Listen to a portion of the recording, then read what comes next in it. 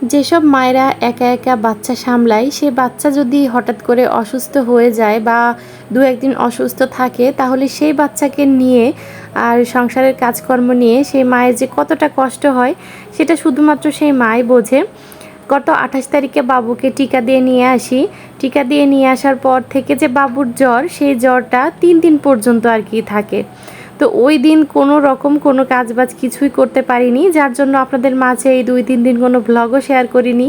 এই তো বাবুকে টিকা দিয়ে নিয়ে এসে ওকে একটু ঘুম পাড়িয়ে আমি ভাবলাম আগে ভাতটা বসিয়ে দিই, কারণ দুপুরে খেতে তো হবে। অলরেডি প্রায় 12টা সেদিন বেজে গেছিলো, অন্য কোনো কাজকর্ম কিন্তু করিনি। ও শুধু ওকে টিকায় দিয়ে নিয়ে আসছিলাম, তারপরে এই তো ভাতটা বসিয়ে দিচ্ছি। ওর যে এতটা জ্বর এসে যাবে, এত অসুস্থ হয়ে যাবে সেটা আমি বুঝতে পারিনি। এর আগে যখন টিকা দেওয়া হয়েছে প্রথম ডোজে কিন্তু বেশি জ্বর আসে, তখন এতটা সমস্যা হয়নি।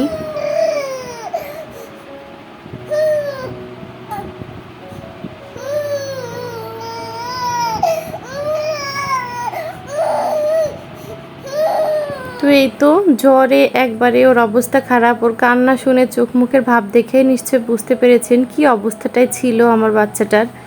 শুধু কান্না করছিল, শুধু কান্না করছিল, খাওয়া দাওয়া করছিল না।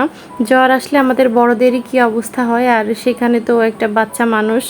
যদিও জ্বরের ওষুধ খাওয়ানো হয়েছিল, কিন্তু তারপরেও হচ্ছে জ্বর যাচ্ছিল আসছিল, এই একটা অবস্থা। তো এ তো কোনো রকম ওকে রেখে তারপর হচ্ছে সামরিনের কাছে ওকে রেখে এই তো আমি একদম বিকাল হয়ে গেছে। এর মাঝে টুকটাক সংসারের সব কাজই তাড়াহুড়া করে করে নিয়েছি। তারপর মাছ নিয়ে এসেছিল সেই দুপুরের দিকে, 12টার দিকে নিয়ে আসা হয়েছিল, কিন্তু আমি মাছ পরিষ্কারও করতে পারিনি, ফ্রিজেও ওঠাতে পারিনি, ওইভাবে রেখে দিয়েছিলাম। একদম সন্ধ্যার একটু আগে আগে মাছ ধুয়ে পরিষ্কার করে তারপর হচ্ছে ফ্রিজে রেখেছিলাম। এর মাঝে কিন্তু রান্নার জন্য আমি সব কিছু জোগাড়যন্ত্র করেও নিয়েছিলাম, তরকারি কেটে সব কিছু করে নিয়েছিলাম।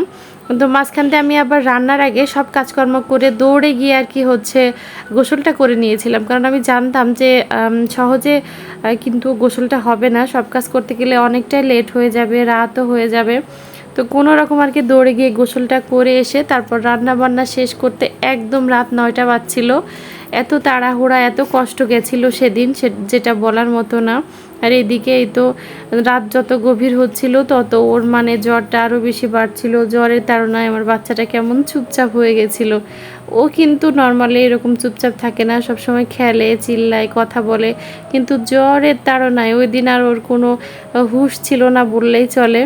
এই তো কোনো রকম একটু রান্না টান্না করে তারপর হচ্ছে খেতে খেতেও অনেক রাত সেদিন হয়েছিল। আর এদিকেই তো আমার বড় মেয়েটাকে বলছিলাম তুমি আজকে নিজে নিজে খেয়ে নাও, মাম্মা খাইয়ে দিতে পারবো না, বা তোমাকে খাবার বেড়ে যে দিব সেটাও দিতে পারবো না, কারণ বোন আজকে অসুস্থ।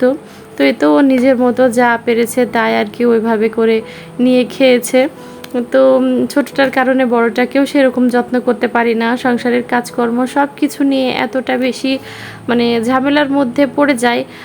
এমনও সময় আছে মনে হয় যে নিঃশ্বাসটা ফেলবো, সেই সময়টা পর্যন্ত নেই। অনেক বেশি দৌড় পাড়াপাড়ি, অনেক বেশি কষ্ট হয়ে যায়। আর এটা হচ্ছে গতকালকে বিকালবেলা যখন সে একটু সুস্থ হয়েছিল, তখন একবারে চোখ মুখ ফুলে কি অবস্থা, একদিনের জ্বরে আর কি ওর অবস্থা বেশি খারাপ হয়ে গেছিলো। তো যাই হোক, আজকে এখানেই বিদায় নিচ্ছি। সবাই আমার বাবাটার জন্য দোয়া করবেন আর সবাই মাশাআল্লাহ বলে দিবেন। এখন আলহামদুলিল্লাহ আমার বাবা অনেকটাই সুস্থ আছে। তো আল্লাহ হাফেজ সবাইকে, আসসালামু আলাইকুম।